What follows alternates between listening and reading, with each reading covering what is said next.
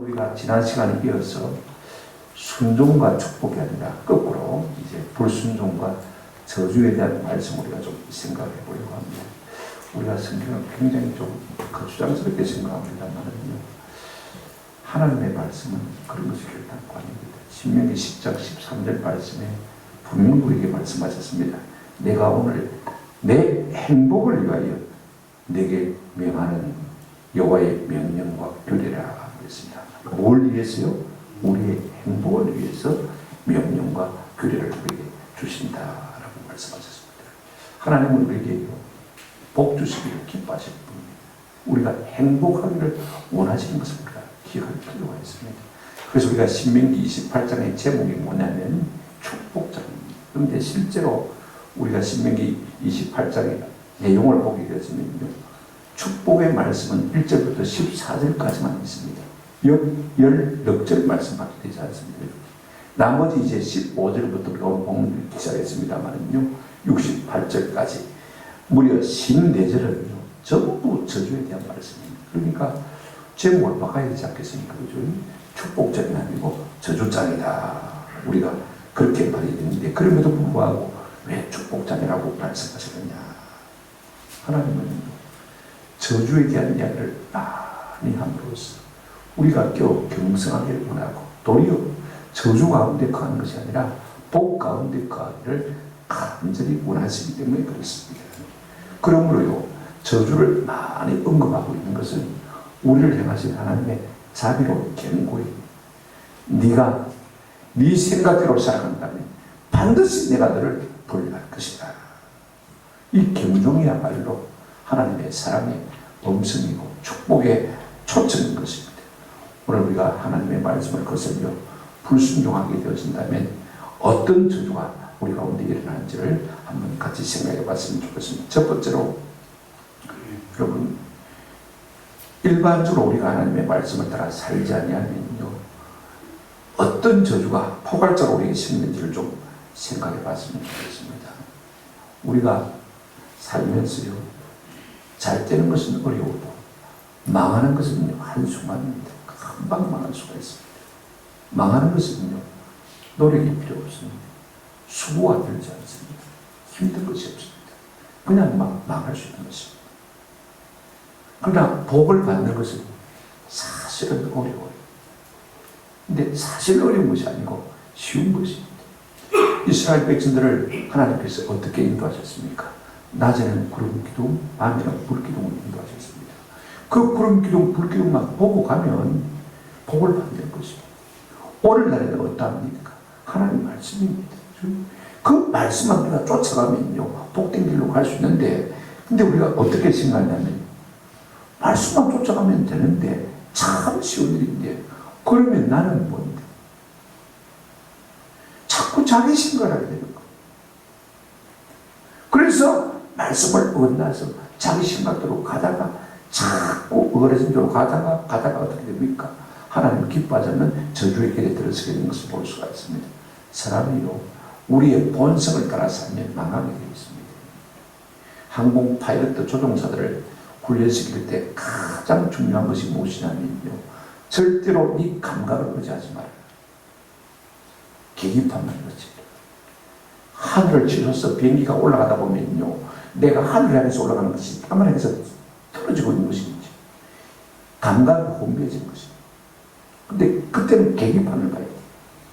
땅을 향해서 내려가고 있다면, 계기판이 그렇게 가르친다면 기술을 돌려야 되죠. 이 계기판을 믿는 것이 굉장히 중요해요. 오늘 우리 역시 마찬가지입니다. 이 땅을 살면서 하나님께서 우리에게 주신 계기판이 뭐냐? 말씀인 것입니다.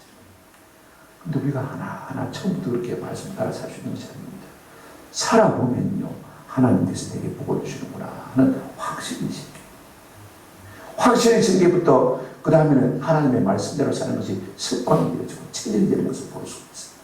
그러면요, 하나님의 복이 점점 내게 차 넘치는 것을 볼 수가 있습니다. 우리가 죄를 짓고 불순종하는 것은 전혀 연습이 필요하지 않습니다. 디모데전서 4장 7절에 이렇게 말하고 있습니다. 망령되고 헛다른 신화를 버리고 오직 경건에 이르기를 말아 연습하라. 연습하라고 했습니다. 훈련하라고 했습니다. 경건이 무엇입니까? 하나님의 말씀대로 사는 것입니다. 말씀이 가라면 가고 말씀이 서라면 서고 말씀대로 사는 것이 경건인 것입니다. 그래서 말씀대로 살아보니까 하나님이 과연 나와 함께 하시고 내 삶에 복을 주시는구나 마음에 확신이 오고, 그래서 그것이 삶의 진리 되어지고 습관이 되어지면요 형통한 길로 나아갈 수밖에 없는 것입니다. 말씀드렸지만요 망하려고 하면 연습이 필요 없습니다. 그냥 떠밀려 가면 되죠. 어릴 때 저희들이 이제 여름에 속고를 많이 비지 않습니까? 덥습니다. 그런데 또랑이 흘러내려갑니다. 수리조합 내가 흘러가거든요. 저 대가 저수지에서 온 바닥들을 흘리면서 꼬부랑 포기한 5m 되집니다. 깊이가 1m, 낮은 곳은 한 60cm. 우리 모양이 참 좋아요. 그러면 옷을 저 위에 벗어놓고 더우니까 말입니다. 그 다음 물이 흘러내려오니까 가만히 있으면 그냥 안 쳐져요. 그냥 떠 있습니다. 쭉 내려갑니다. 옷을 벗고 뚝을 따라서 다시 옷까지 올 수가 없잖아요. 그죠? 그러면 할 수 없이 물을 거슬러 올라와야 되는데 어디 있는 것 같아요. 그죠? 올라오는 것은 굉장히 힘이 듭니다. 우리가 신앙생활에 어느 정도 힘이 든다 그러면 제대로 잘 살고 있는 것입니다. 너무 편하다, 수월하다 그러면 뭔가 우리의 삶을 점검해 볼 필요가 있는 것입니다. 말씀대로 순종하는 것은요 결단도 쉬운 일은 아닌 것입니다. 힘이 듭니다. 그러나 그것이 내가 영적으로 사는 길인 줄로 믿습니다. 15절 말씀 한번 보십시오. 내가 만일 내 하나님 여호와의 말씀을 순종하지 아니하여 내가 오늘 네게 명령하는 그 모든 명령과 규례를 지켜 행하지 아니하면 그 결과가 무엇입니까? 이 모든 저주가 네게 임하며 내게 이를 것이라. 왜 저주가 오는 것입니까? 말씀대로 살지 않아서 저주가 오는 것입니다. 많은 사람들이 미신을 벤소를 새로 수리했습니다. 수리하고 나니까 화장실 냄새가 올라. 어떤 사람들이 그렇게 말합니다. 아이고 우리가 고사를 안 지내서 화장실 냄새가 나는 배관을 잘못해서 냄새가 나는 것이지 고사를 안 지내서 그런 건 아닙니다. 그죠? 아니면 우리가 하나님의 말씀에 불순종합니까? 왜 안 좋은 일이 생기느냐? 내가 불순종하고 있는 것이 무엇인가? 이걸 생각해 봐야 돼요. 사람들은 자꾸 미신을 돌리는 것을 볼 수가 있습니다. 왜 하나님께서 우리가 말씀대로 살지 않으면 벌을 주느냐?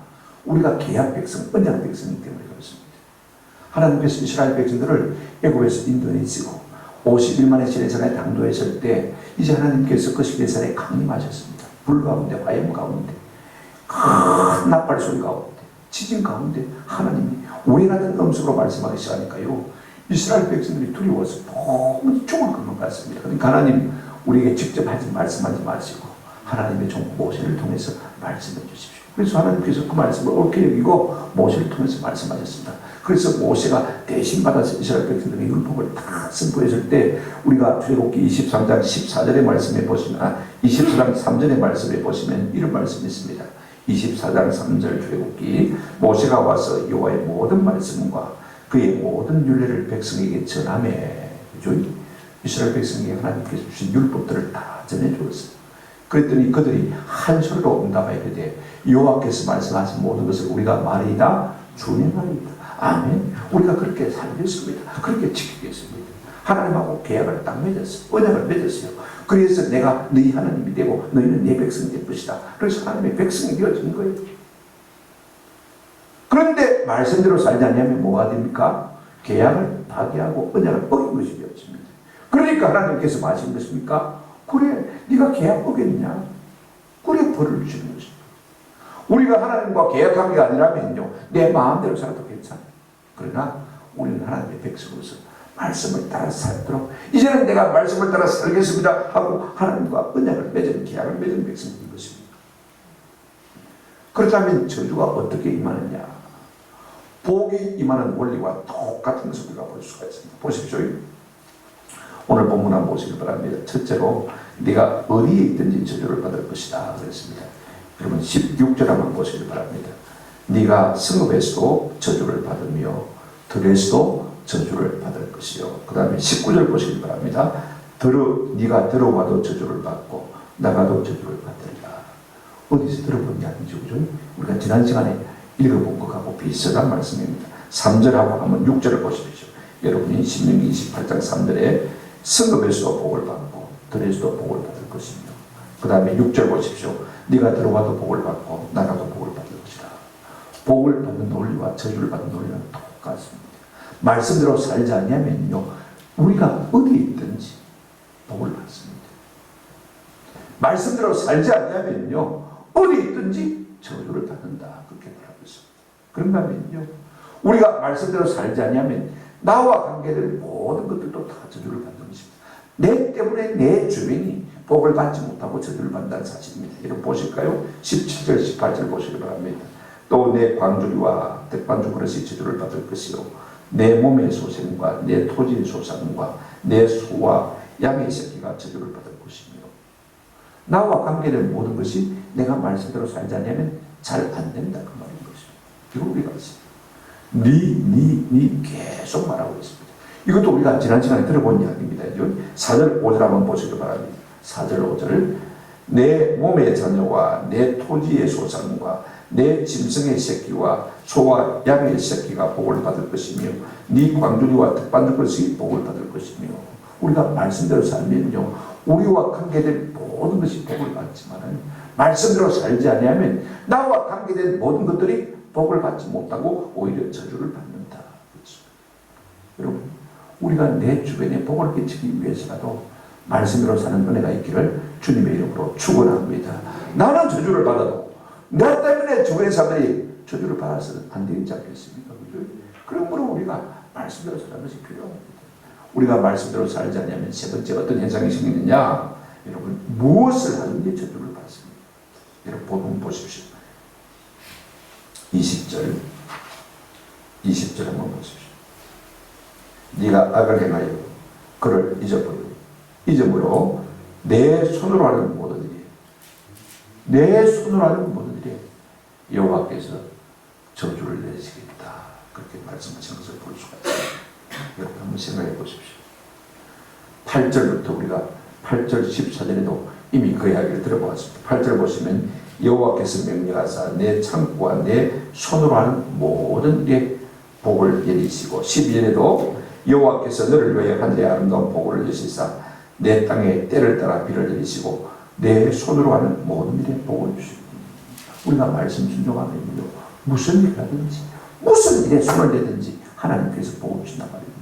내가 주식에 투자를 하면 주식이 복을 받고, 그죠? 내가 부동산에 투자를 하면 부동산이 복을 받고, 내가 소고기 장사를 하면요, 소고기 값이 올라가지고 잘 팔려가지고 복을 받고, 내가 농사를 지으면요, 딸기 농사를 지었는데 올해 딸기가 참 장사가 잘 되는 거, 사람들이 많이 먹는 거, 그래서 잘 되는 거죠. 그런데 우리가 말씀대로 살지 못하면 손을 대는 것마다 뭡니까? 안 된다 말입니다. 부동산 호황이라서 내가 부동산을 샀더니 말입니다, 갑자기 폭락해버려요. 소고기 장사하면 잘 된다고 했더니 광우병 사태가 나가지고 말입니다, 소고기를 안 사먹어요. 쫄딱 망하는 것이죠. 내 생각대로 되지 않는 것이죠. 그러므로 우리가 하나님의 말씀대로 살지 못하면요, 우리가 손으로 하는 모든 것들이 뭐한다? 저주를 받는다. 우리가 하나님의 말씀과 상관없이 사는데 무엇 때문에 하나님께서 내게 복을 주겠습니까? 사람 나도요, 내 말을 귀히 여기고 내 자식 새끼로 내 말씀을 순종하면요, 뭐든지 좋은 것을 다 주고 싶어. 그렇지 않습니까? 그런데 말마다 어쩌려고 불순종하면요, 있어 주고 싶은 마음이 없어요. 저 쪼대로 살아요. 그죠? 주고 싶은 마음이 하나도 없어요. 우리가 하나님의 입의 말씀을 존중할 때 하나님께서 우리에게 모든 좋은 것을 주시기를 기뻐하실 줄로 믿습니다. 그러므로 우리가 하나님의 말씀을 순종함으로 말미암아 내가 어디 있든지 복을 받고, 나와 관계된 모든 사람들이 복을 받고, 그죠? 손으로 하는 일마다 복을 받는 은혜가 있기를 주님의 이름으로 축원합니다. 말씀대로 살지 아니하면요, 그 반대로 되어지기 때문에 그렇습니다. 두 번째로 우리가 생각할 것은요, 우리가 말씀을 불순종할 때 종종 하나님의 저주가 우리 가운데 어떻게 나타나냐면 질병으로 나타나는 것을 볼 수가 있습니다. 그렇다고 해서 모든 질병이 저주는 아닙니다. 그죠? 그런데 우리가 말씀대로 살지 아니하면 우리의 삶에 고통이 일어난다는 것입니다. 하나님의 사랑, 하나님의 은혜, 하나님의 뜻, 하나님의 영광을 위한 질병이 있습니다. 그럼에도 불구하고 우리가 불순종할 때, 말씀대로 살지 못할 때 우리의 삶에 고통이 일어나는 것은 우리가 어떻게 면할 수가 없는 것입니다. 실제로 여러분 한번 20절 보시기 바랍니다. 정신적인 고통을 찾아오는 것을 볼 수가 있습니다. 내가 악을 행하여 그를 잊음으로 내 손으로 하는 모든 일에 여호와께서 저주와 혼란과 책망을 내리사 망하며 속히 파멸하게 하실 것이며 그랬습니다. 뭐 저주라 말하고도 하니까 설명하고 혼란과 뭘 준다고 했습니까? 책망을 준다. 이 혼란이란 말은요, 이 말이 제일 먼저 나오는 것이 신명기 7장 23절입니다. 내 하나님 여호와께서 그들을 네게 넘기시고 그들을 크게 혼란하게 하여 가나안 땅 족속들에게 하나님 앞에 심판이 임할 때 그들을 시끄럽게 요란하게 정신없게 만들어 보겠다는 것입니다. 그들의 죄에 대한 하나님의 심판이 혼란으로 드러나는 것을 볼 수가 있어요. 어지러움으로 드러나는 것을 볼 수가 있어요. 그런데 우리가 하나님 말씀을 순종하면, 우리 역시 불순종하면요, 하나님 그렇게 하시겠다. 잠언 15장 16절은 이 단어를 이렇게 쓰고 있습니다. 가산이 적어도 여호와를 경외하는 것이 크게 부하고, 그 다음에 그것이 크게 부하고, 한번 답시다. 번뇌하는 것보다 나으니라. 이 단어를 갖다 혼란이라는 단어를 갖다가요 번뇌라 쓰고 있는 것을 볼 수가 있습니다. 번뇌에서 조금 더 나가면 어떻게 됩니까? 정신질환이 되겠죠, 그죠? 그러니까 골치가 아프게 만든다는 것이죠.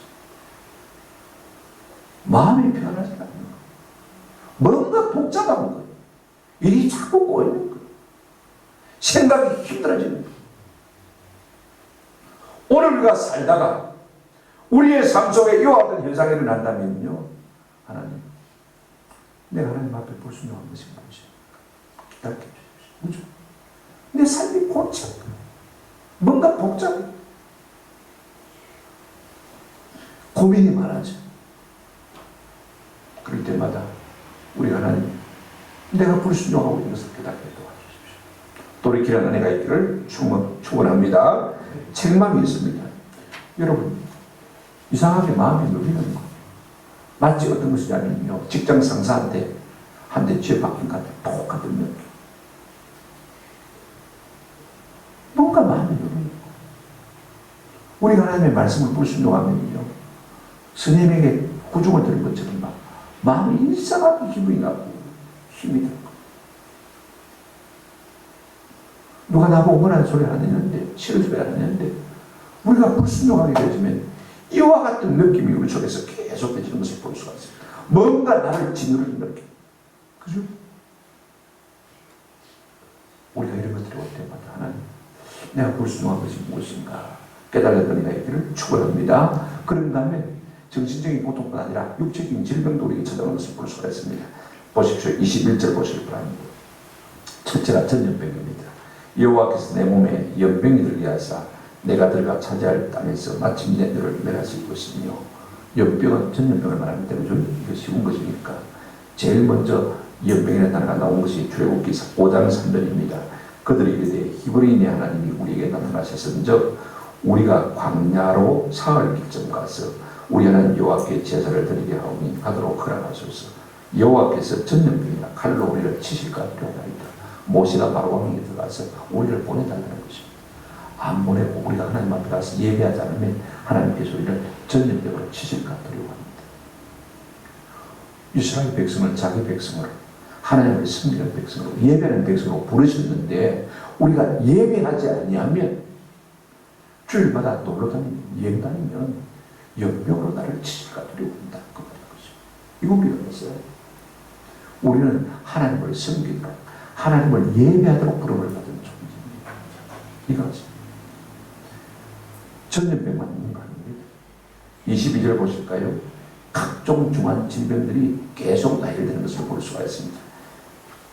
신명기 28장 22절, 여호와께서 무슨 병과 폐병과 그 다음에 무슨 병과 열병과 그 다음에 목과 염증과 학질과, 여기까지는 육체 질병입니다. 그죠? 네 가지 여러분 폐병.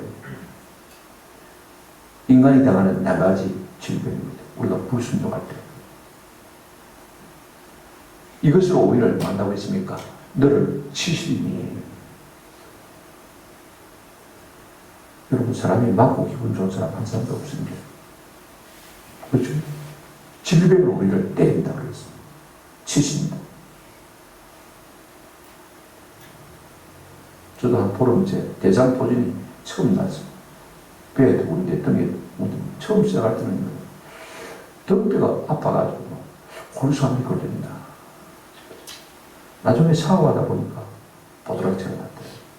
쫓아 병원에 갔더니 대장포진이 났대요. 하나님, 내가 뭐 잘못했지? 질병을 통해서 우리를 깨닫게 하시기 위한 것입니다. 보십시오. 폐병 우리가 잘 알잖아요. 그죠? 요즘은 뭐 사람들이 폐병에 잘 걸리지 않습니까? 열병 알잖아요. 그 다음에 염증. 이 염증이 참 중요해요. 모든 질병의 중한 질병의 원인이 그게 염증인 것을 볼 수가 있습니다. 여러분, 폐가 상한 것도, 그죠? 간이 상한 것도, 설계가 상한 것도, 췌장이 상한 것도, 심장이 상한 것도 전부 염증입니다. 폐염, 폐가 상하면 염증이 생깁니다. 간에 염증이 생기면 간염, 설계 염증이 생기면 당도염, 그죠? 췌장에 염증이 생기면 췌장염, 위에 염증이 생기면 위염, 콩팥에 염증이 생기면 신장, 다 이렇게 말해주죠. 학질, 모기 때문에 옮기는 병입니다만 여름에도 덜덜 들고 있습니다. 그것도 여름에도 추워서 덜덜 들고 있습니다. 거꾸로 좋은 것이죠. 우리가 불순종하면 이와 같은 질병들을 내리겠다. 그런데 나중에 보면 이보다 더 심한 질병들이 훨씬 더 많습니다. 그런가 하면 자연도 재해를 받습니다. 우리가 불순종할 때 보십시오. 21절 다시 보시기 바랍니다. 여호와께서 폐병과 열병과 염증과 학질과 한재와 풍재와 썩는 지압으로, 한재, 그죠? 풍재. 한재란 말은 날씨가 갑자기 추워지는 것입니다. 풍재는요, 바람으로 말미암아서. 그 다음에 썩는 지압. 이거 뭘 같아요? 옛날에 농사를 잘 지어놓고도 멜고가 들어가고 그냥 다 무너지네. 갈고 먹어버리니까. 그죠? 그 다음에 도열병 같은 거. 배농사 짓는 사람, 뭐 고추농사 짓는 사람 마찬가지고. 참 곰팡이균 같은 것들이 이 우리의 식물에 파고들어서 그걸 다 녹여버리는 것을 볼 수가 있습니다. 우리가 이거 범죄하면 우리 자신의 육체에도 질병이 찾아올 뿐 아니라 우리가 기르는 모든 식물에도 하나님께서 병을 주신다라고 말하고 있는 것을 볼 수가 있습니다. 그것뿐만 아닙니다. 세 번째로, 우리가 하나님의 말씀을 불순종하게 되면 어떤 어려움이 있느냐, 모든 좋은 것이 바뀌어버려요. 한번 보실까요? 23절, 24절 보시기 바랍니다. 23절 먼저 보십시오. 23절, 내 머리 위에 하늘은 뭐가 되고요? 노시 되고, 내 아래의 땅은 뭐가 될 것이고? 철이 될 것이고. 24절, 여호와께서 비 대신에 티끌과 그 다음에 모래를 네 땅에 내리시니 그것들이 하늘에서 내 위에 내려 마침내 너를 말이라 멸하리라 그랬습니다. 여러분, 뭐가 막히는 것을 볼 수가 있습니다. 흐르지 않고 막히는 것. 뭔가 자꾸 흘러야 되는데, 그죠? 막히는 것. 기도가 막히고, 말씀이 막히고, 은혜가 막히는 것. 영주의 마음이 그렇습니다. 그죠? 다 하나님께서 우리를 기뻐하지 않는 증거인 것입니다. 자, 보십시오. 첫째, 뭐 한다고 했습니까? 우리가 불순종하면 하늘이 뭐가 된다고 했습니까? 노시 된다. 노크는 여러분 알죠? 노시 무엇인지 알지 않습니까? 황동만입니다. 12절 보시기 바랍니다. 이스라엘이 말씀대로 살지 아니하면, 말씀대로 살면요, 12절에 이렇게 말했습니다. 여호와께서 너를 위하여 하늘의 아름다운 보고를 여시사 내 땅에 때를 따라 마보여 비를 내리신다고 했습니다. 우리가 말씀대로 살면요, 때를 따라 하나님이 하늘의 보고를 내셨어요. 여러분, 이 비값이 엄청난 것입니다. 우리가 공짜로 받지만은요, 하나님이 하늘의 보고를 내신다고 했습니다. 그 보고를 내시고 뭘 주다고 했습니까? 비를 주다고 했습니다. 이걸 돈으로 환산하면요, 말로도 할 수 없죠. 한번 생각해 보십시오. 엄청난 것입니다. 그런데 이 하나님, 하늘의 보고를 닫으시고, 그죠? 하늘을 녹수로 딱 봉해버리고, 하늘에 비를 주지 않는다면요, 한번 생각해 보십시오. 우리가 받을 손해, 고통, 이거 말할 수가 없어요.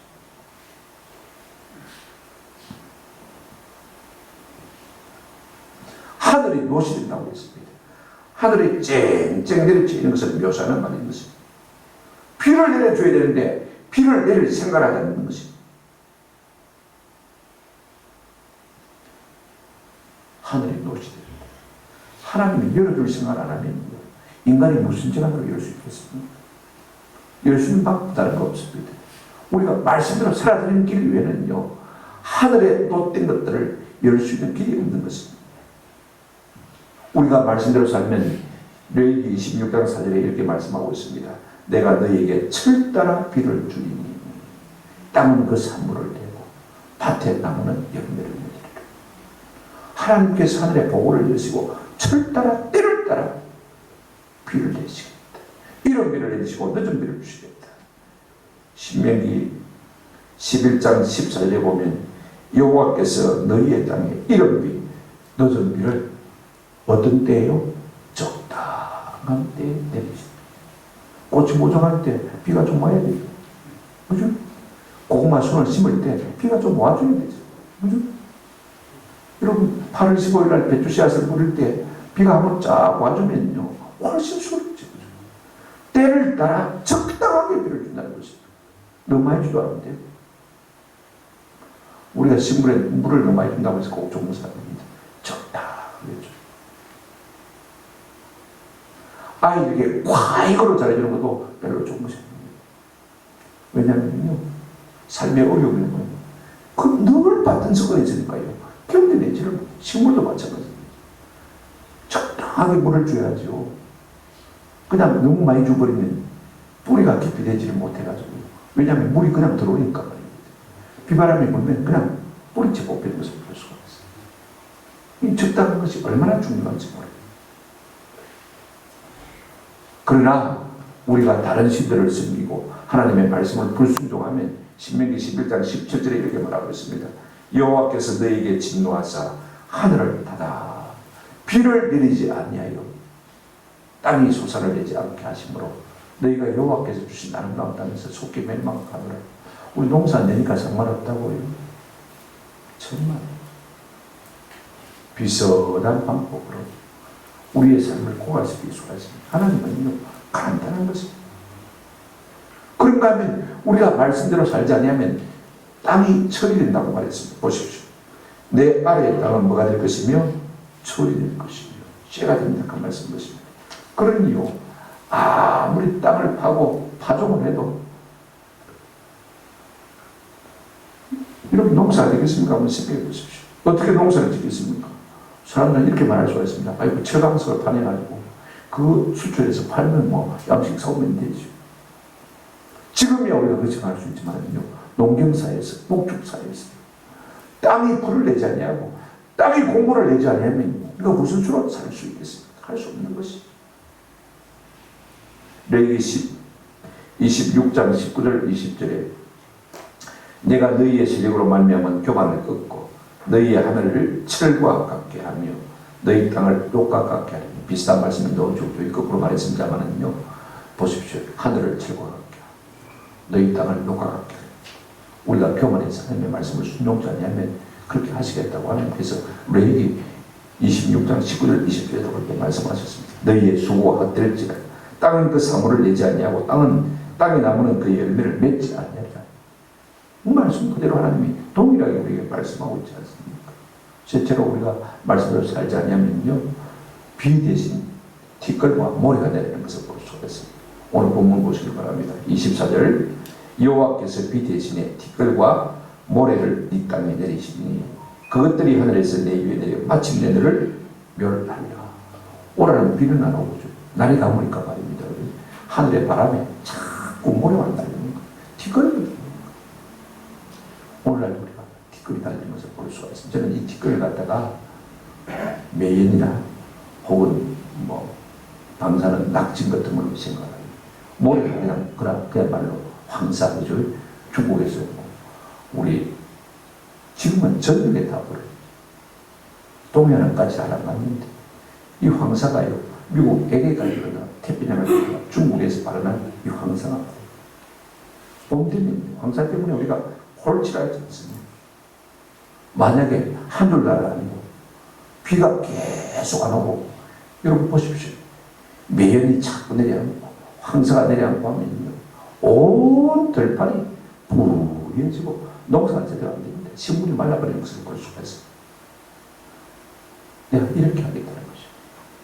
아무 유익이 없는, 여기에 뒷글은요, 제일 먼저 뒷글이라는 단어가 나온 것이 어디냐면 출애굽기 9장 9절입니다. 그 제가 애굽 온 땅에 뒷글이요, 애굽 온 땅의 사람과 짐승에게 붙어서 악성 종기가 나게 되리라. 그냥 뒷글이 아니고, 이 뒷글은요, 원균을 가지고 있는 뒷글인 거죠. 몸에 붙으면 종기가 나요. 그죠? 그런 뒷글을 말하고 있는 거죠. 몸에 좋지 못하니까. 이걸 날리게 만들어요. 우리가 말씀드려서 하려면요, 하나님이 우리를 멸하실 방법은요, 한두 가지입니다. 오늘 우리가 잠시 읽었지만 이것만 해도 엄청나게 큽니다. 앞으로 계속 읽겠습니다만요, 여러분 무시무시한 재앙들이요, 우리 앞에 예비되던 사실을 깨닫게 되죠. 이걸 우리가 바로 깨닫게 되었지만 우리가 어떻게 말씀을 불순종할 수 있겠습니까? 말씀을 맺습니다. 하나님은 자기 말씀의 불순종에 대한 대가, 저주를 예비하셨습니다. 저주를 말씀하신 것을 볼 수가 있습니다.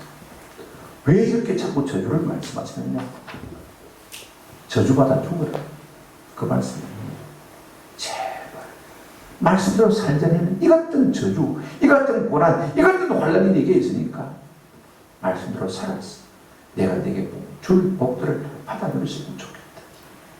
사람은요, 좋은 말로 해서 잘 안 듣습니다. 그죠? 결국은 조금 엄한 말로 우리에게 말씀해야 우리가 알아들을 수 있는 것입니다. 그래야 우리가 깨어날 수가 있는 것입니다. 그래서 우리를 깨게 하기 위해서 계속 두려운 저주의 말씀으로 우리에게 말씀하고 있습니다.